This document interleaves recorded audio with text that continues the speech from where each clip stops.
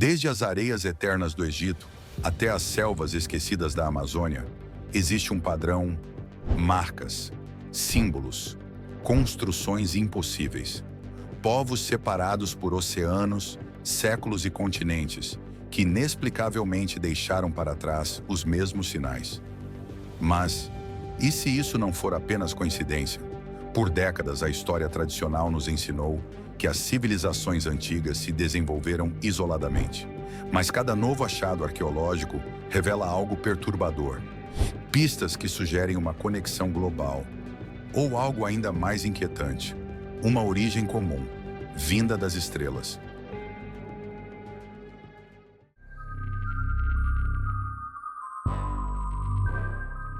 Sabe, por muito tempo eu também tive dúvidas se era possível viver do YouTube. Depois de muita busca, descobri um curso que realmente me ajudou a entender o jogo da monetização. Nele você aprende o passo a passo para transformar seu canal em fonte de renda, assim como eu estou fazendo. Se você quer parar de sonhar e começar a ganhar dinheiro de verdade com seu canal, o link está aqui embaixo na descrição. Vale muito a pena conferir. No coração do Egito, as grandes pirâmides de Gizé desafiam o tempo e a lógica. Não há hieróglifos em seu interior, nenhuma explicação definitiva de como foram erguidas com tamanha precisão. Mas o que mais intriga os pesquisadores não é o que está dentro, e sim o que elas apontam. As 3 pirâmides estão alinhadas com a constelação de Órion, exatamente como as estrelas do cinturão. Essa mesma constelação era reverenciada pelos maias, pelos povos da Mesopotâmia, e até por tribos indígenas na África e na América do Sul. Como povos tão distantes poderiam compartilhar o mesmo culto celeste? E mais, as pirâmides egípcias não são únicas. Na América Central, os maias construíram estruturas piramidais que também possuem alinhamentos cósmicos. O templo de Kukulkan, em Chichén Itzá, produz uma sombra em forma de serpente durante os equinócios. Um conhecimento astronômico tão avançado que só agora conseguimos replicar com softwares modernos. If this is just a coincidence, then it's the most impossible coincidence in human history. Mas se você acha que isso é tudo, espere. Em várias partes do mundo, foram encontradas pedras cortadas com tamanha precisão que nem mesmo as ferramentas modernas dariam conta facilmente. Em Pumapunco, na Bolívia, blocos de pedra pesando toneladas foram moldados como se fossem manteiga. Ângulos perfeitos, furos simétricos, encaixes que desafiam a lógica. Como um povo pré-colombiano, sem escrita conhecida, sem roda, teria criado aquilo? No Líbano, as ruínas de Baalbek guardam pedras com mais de 1000 toneladas. A pergunta permanece: quem as moveu e por quê? We are not just talking about stacked stones, we are talking about a code. A code left by someone. E o mais estranho, esses sítios sagrados, do Egito à Bolívia, da Índia ao Japão, compartilham o mesmo mito. Deuses que desceram dos céus, trazendo conhecimento, fogo, linguagem, matemática, seriam apenas mitos ou registros simbólicos de visitantes de outro mundo? Alguns chamam de Anunnaki, outros de filhos do céu. Mas a pergunta é a mesma: eles realmente existiram? As coincidências são muitas, os detalhes inquietantes. E quando ligamos os pontos, uma imagem começa a surgir. Uma civilização perdida, que talvez tenha sido esquecida não pelo tempo, mas por aqueles que quiseram esconder a verdade. Na próxima parte, vamos explorar os registros secretos, artefatos polêmicos e documentos que foram suprimidos. Porque talvez a história que conhecemos seja apenas a ponta do iceberg. Olá, neste nosso mergulho de hoje a gente vai explorar uma ideia que, nossa, mexe muito com a imaginação, né? A teoria dos antigos astronautas. Isso, ou hipótese de paleocontato, como também é chamado. Exato. E olha, temos fontes aqui que cobrem tudo. A definição, quem defende, as supostas provas, o que a ciência diz e até o impacto na cultura pop. Nossa missão aqui é desempacotar essa ideia, sabe? Será que ETs realmente visitaram a Terra na antiguidade e deram uma mãozinha para civilizações? o que as fontes dizem. Bom, a ideia central é essa mesma.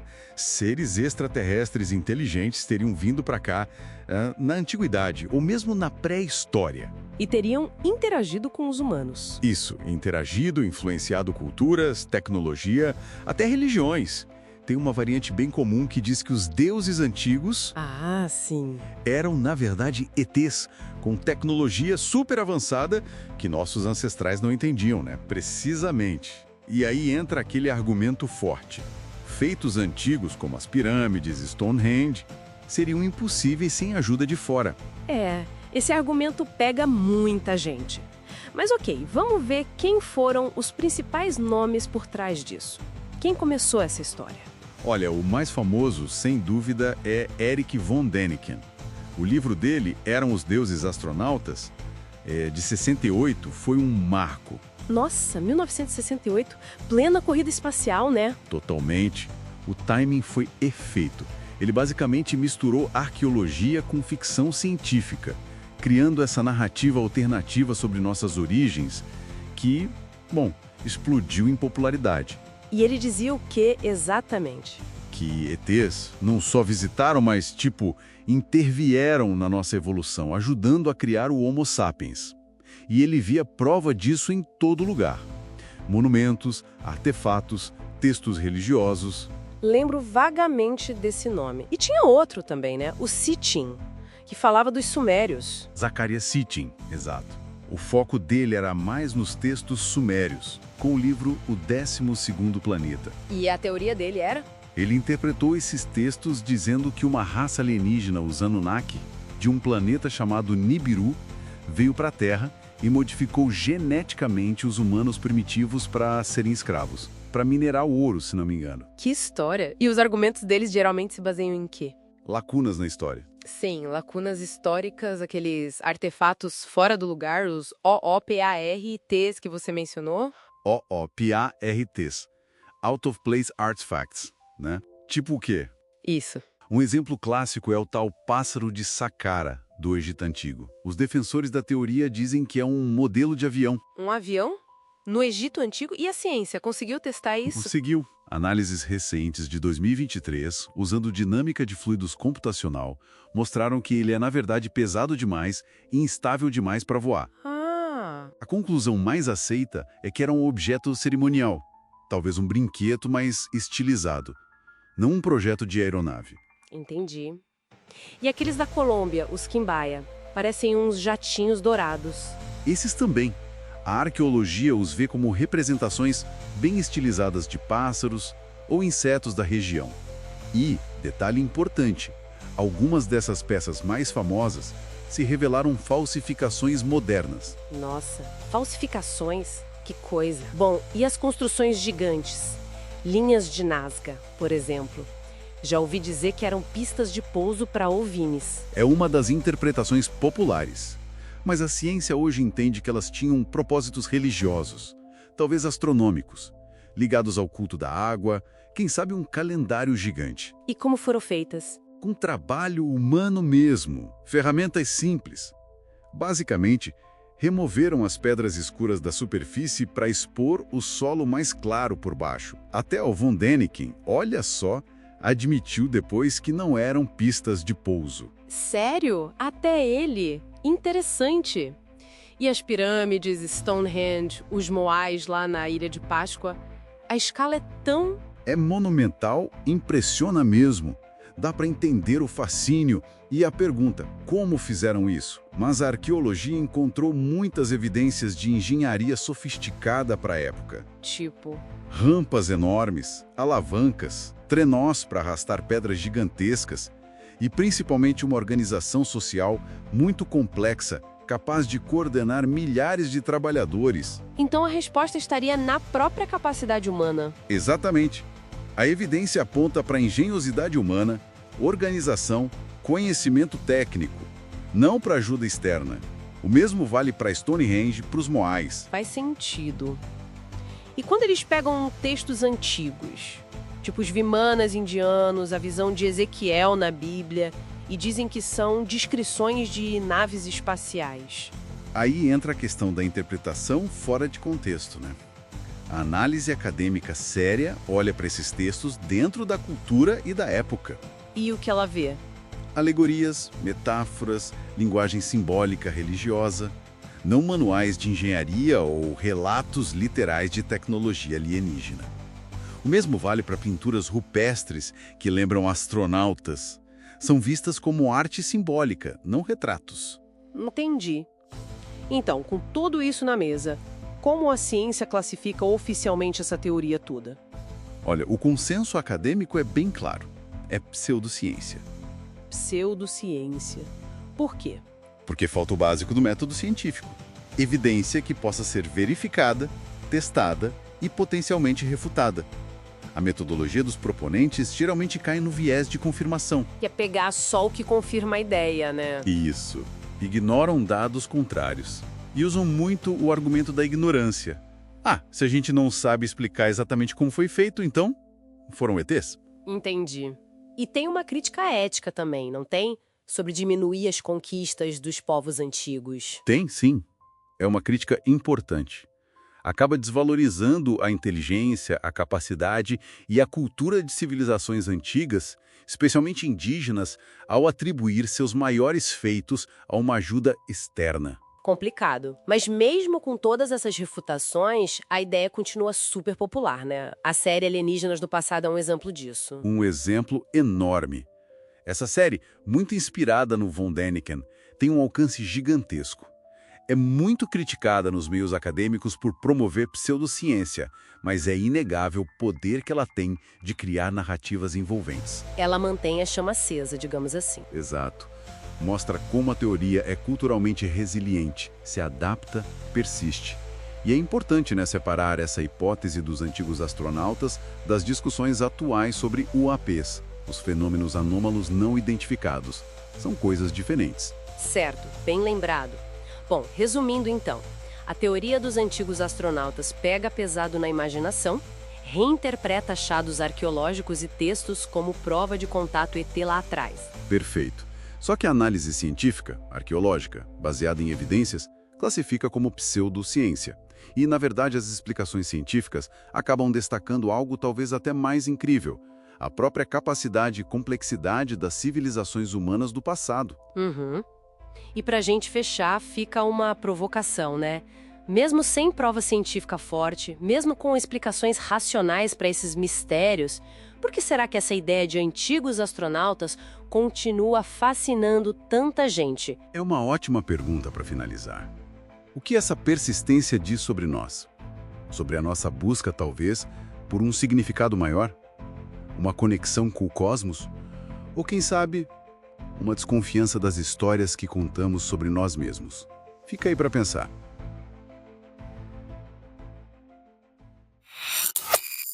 Se as construções impossíveis já nos fazem questionar o que sabemos, os artefatos encontrados ao longo da história abalam ainda mais os alicerces da narrativa oficial. Peças que não deveriam existir, tecnologias que desafiam sua própria era e registros que, segundo muitos, foram enterrados ou apagados. Mas por quê? O que estariam tentando esconder? Em 1936, um arqueólogo alemão descobre um estranho objeto nas ruínas da antiga Bagdá. Era um vaso de barro com uma barra de ferro e um cilindro de cobre. Hoje, esse artefato é conhecido como a bateria de Bagdá. Testes indicaram que, com o líquido certo, ela pode gerar eletricidade. Um gerador elétrico com mais de 2.000 anos? Na Índia, textos antigos como o Mahabharata descrevem guerras celestiais com armas de energia devastadoras. Alguns estudiosos sugerem que esses relatos não são apenas mitológicos, mas descrições de tecnologia real. Explosões, radiação, metais derretidos. Tudo está ali, em textos com milhares de anos. E o que dizer do enigmático disco de Sabu, encontrado no Egito? Feito de xisto, com um formato aerodinâmico e simétrico, sua função é um mistério até hoje. Seria um artefato ritual, uma roda, ou uma peça de algum mecanismo complexo, talvez até de origem não humana? The question was never how they were built, but for whom. Em diferentes pontos do planeta, surgem as misteriosas caveiras de cristal, esculpidas a partir de um único bloco de quartzo, contra o sentido natural do cristal, sem marcas de ferramentas modernas.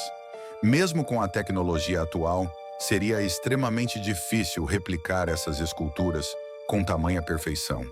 Algumas emitem luzes, outras parecem armazenar campos energéticos. São apenas fraudes bem feitas, ou restos de um conhecimento que esquecemos, ou que nunca nos pertenceram. No Peru, o martelo de Londres intriga os pesquisadores. Um martelo embutido em uma rocha com mais de 100 milhões de anos. Seria uma falsificação? Um erro de datação? Ou um fragmento de algo que não entendemos? Ou todos esses povos olharam para as mesmas estrelas por acaso, ou estavam seguindo instruções de alguém que veio de lá. As tábuas de argila dos Sumérios, a civilização mais antiga já registrada, falam de seres chamados Anunnaki, deuses vindos do céu que criaram o homem e ensinaram matemática, agricultura e astronomia. Seriam apenas mitos ou descrições simbólicas de visitantes estelares. Algumas dessas tábuas relatam que o sistema solar tem 12 corpos, incluindo um planeta oculto, chamado Nibiru. Elas descrevem até a cor e o tamanho de planetas que só fomos descobrir milênios depois, com telescópios modernos. Por que essas informações foram ignoradas pelos grandes manuais da história? E mais, por que tantos documentos que tratam desses assuntos desapareceram misteriosamente de museus e universidades? Estaria alguém tentando suprimir a verdadeira origem da humanidade? Estamos cercados por peças que não se encaixam no quebra-cabeça da história oficial. Cada artefato, cada tábua, cada caveira de cristal parece gritar a mesma verdade. Já estivemos mais avançados. Ou fomos ajudados.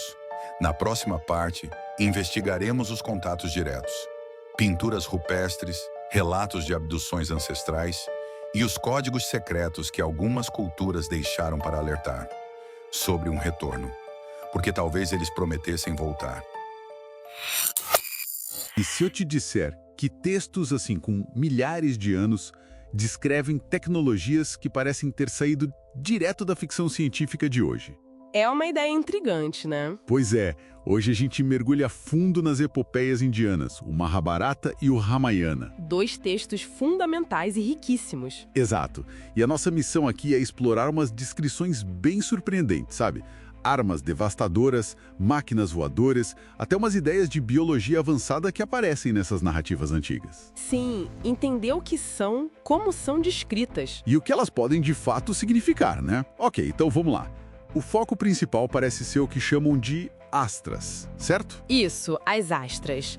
Armas celestiais. Que não são tipo espadas e lanças comuns. De forma alguma. Não são ferramentas físicas no sentido que a gente pensa. São descritas mais como armas divinas, sabe? Às vezes ativadas por mantras, quase como códigos vibracionais. Códigos vibracionais. Interessante. E são concedidas por deuses importantes como Brahma, Shiva. Mas o ponto-chave mesmo, acho que o mais importante, é que o uso delas está totalmente ligado ao Dharma. O dever moral do guerreiro, a conduta correta. Exatamente. O poder só é legítimo, só pode ser usado se tiver essa base ética. Sem isso, é desastroso. E que poder, hein? O Brahmastra talvez seja o exemplo mais chocante. As descrições são terríveis. Sim, falam em capacidade de destruir cidades inteiras, secar rios, até causar infertilidade.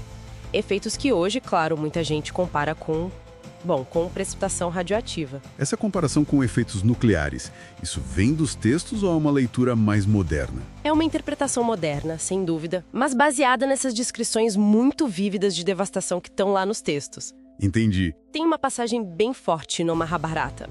2 guerreiros, Arjuna e Ashwatthama, eles se preparam para usar o Brahmastra um contra o outro. Aí os sábios intervêm, apavorados mesmo, dizendo que isso ia destruir o mundo. Nossa.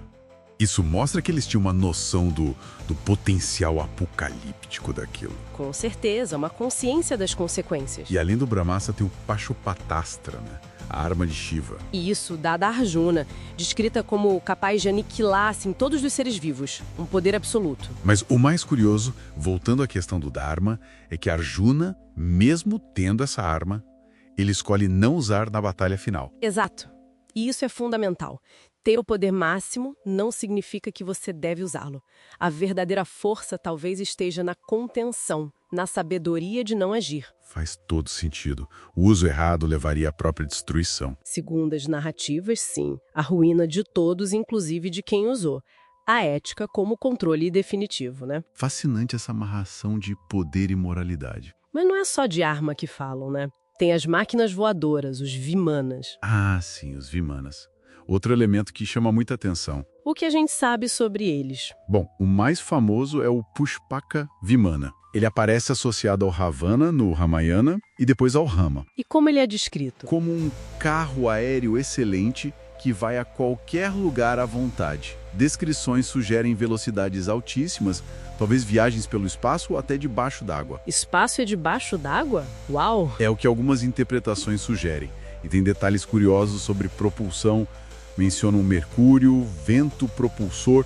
Há vários tipos descritos, não é um modelo único. E fica ainda mais estranho. No Mahabharata, tem aquela história do nascimento dos 100 Kauravas. Há, sim, a história de Gandhari, que nasce de uma massa de carne que é dividida em 101 partes e cultivada em potes, com ghee, aquela manteiga clarificada, e ervas. É uma passagem bem específica. E a semelhança com, sei lá, fertilização in vitro, divisão embrionária, é bem notável, né?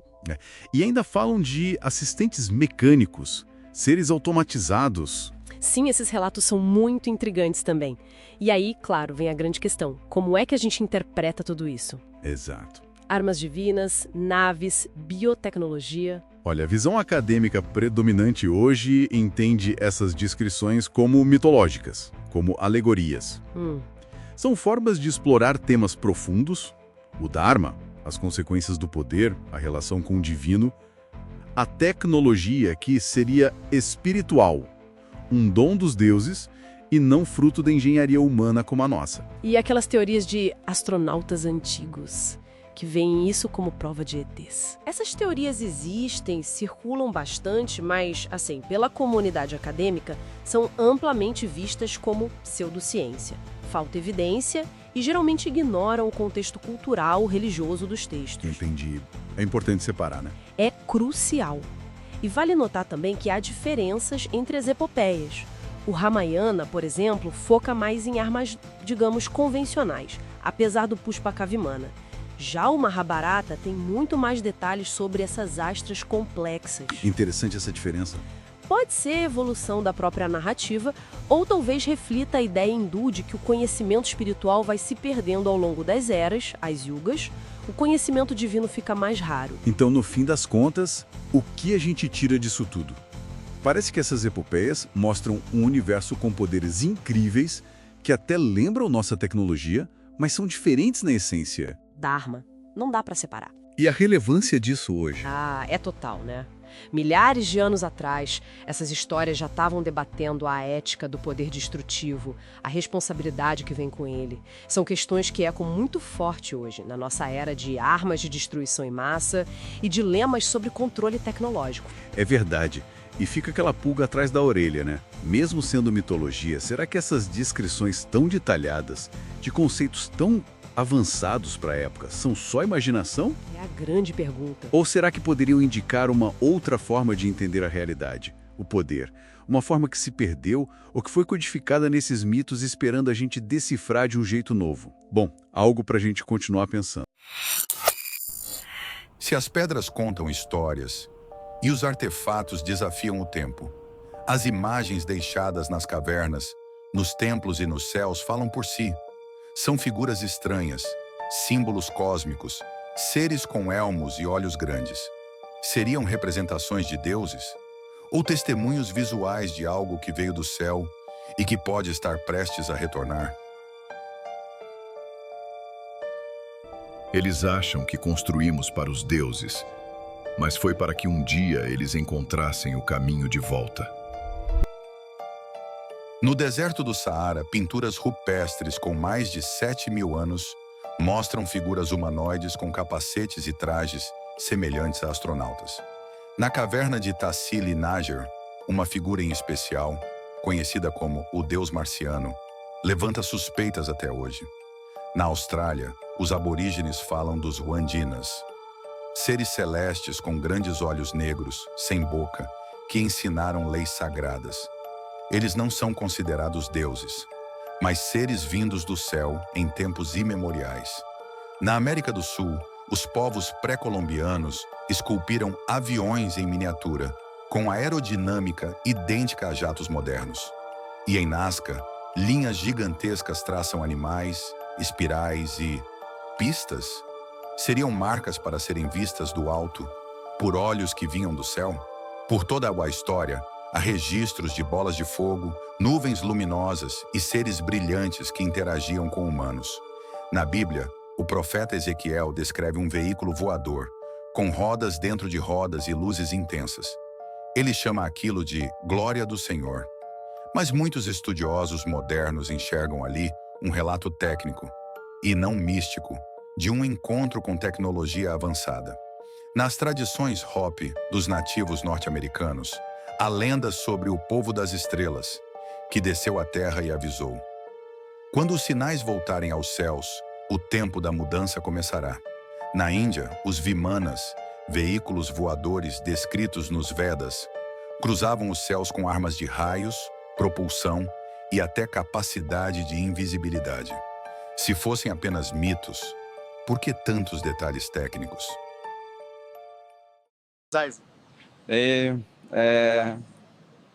Acho que tudo aponta para isso. Algumas culturas não apenas falaram sobre esses seres, mas previram seu retorno. Os maias deixaram mensagens criptografadas em seus calendários, sugerindo ciclos cósmicos de visitação. Os egípcios registraram que seus deuses um dia voltariam em barcos celestes. Mas talvez o mais perturbador não seja o que foi escrito, e sim o que foi apagado. Símbolos removidos de templos, registros queimados e o estranho silêncio de instituições que restringem o acesso aos textos originais. O que está sendo escondido da humanidade?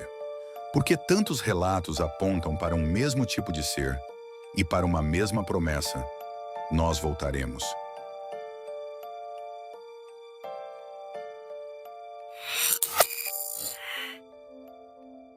Aqueles relatos antigos, sabe? Textos bíblicos, épicos da Índia, registros históricos de tudo quanto é canto que mencionam coisas, digamos, incomuns no céu ou seres estranhos. A nossa missão aqui é tentar entender o que essas narrativas contam de verdade e como a teoria dos antigos astronautas, a TA, né? Como ela pega isso e diz, olha aí, prova de ET.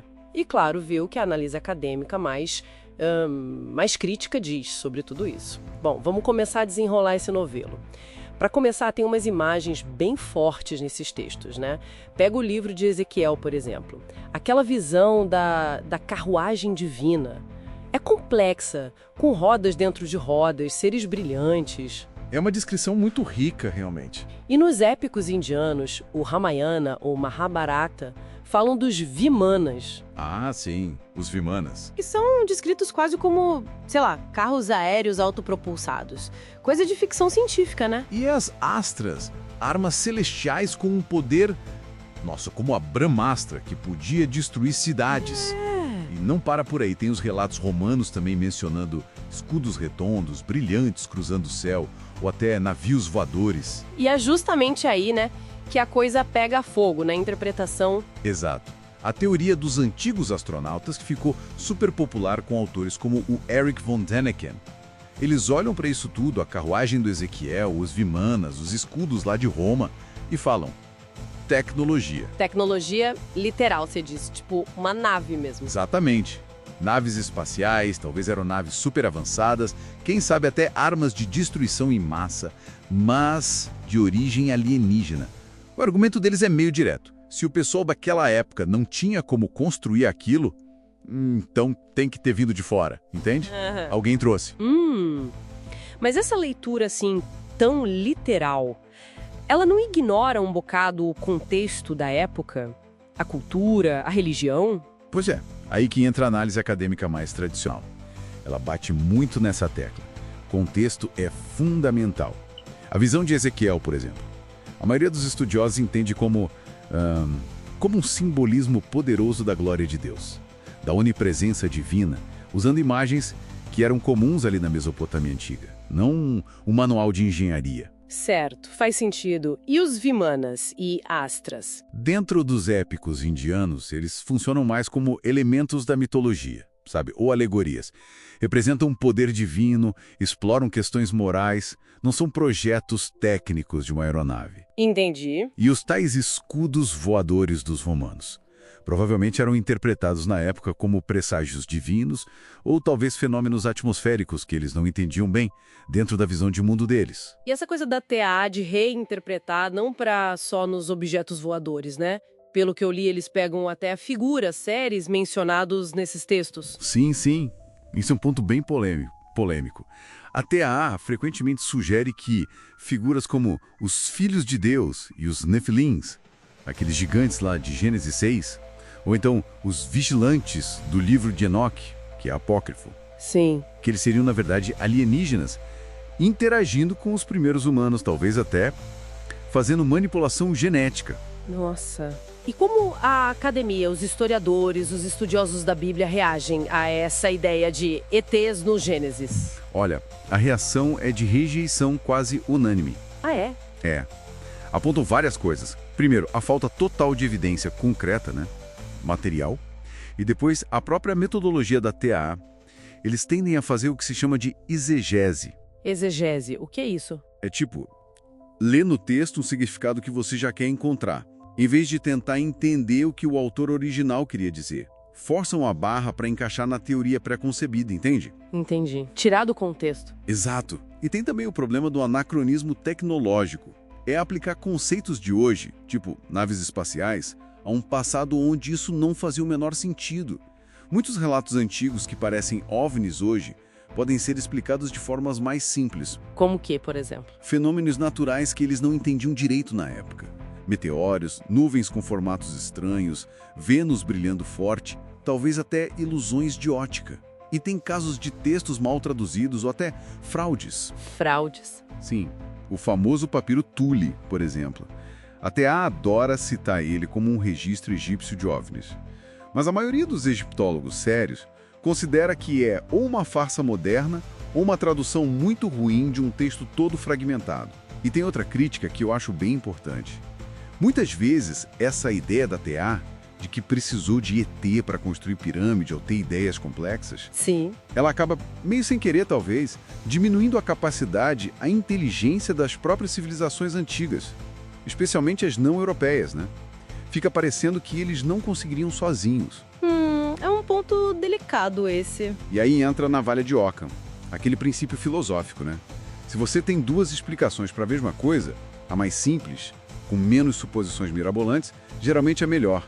A hipótese ET acaba sendo uma complicação desnecessária se a gente tem explicações mais diretas no contexto histórico e cultural. Ok. Então, para a gente tentar amarrar as pontas aqui, o que a gente viu nessas fontes? Temos esses textos antigos, cheios de coisas maravilhosas, descrições que mexem com a imaginação, muitos mistérios. De um lado, a teoria dos antigos astronautas chega com óculos modernos, digamos assim, e lê tudo como tecnologia alienígena, contato extraterrestre. Exato. Uma leitura bem literal e tecnológica. Mas do outro lado, a visão que predomina na academia, entre historiadores, arqueólogos e estudiosos de religião, é que essas histórias fazem mais sentido quando a gente entende o universo delas. São mitos, são símbolos religiosos importantes, são alegorias com lições morais ou até mesmo tentativas de explicar o mundo natural com as ferramentas que eles tinham na época. Entendi. A TAA é popular, não dá para negar. Pega a imaginação das pessoas, mas falta o rigor, sabe?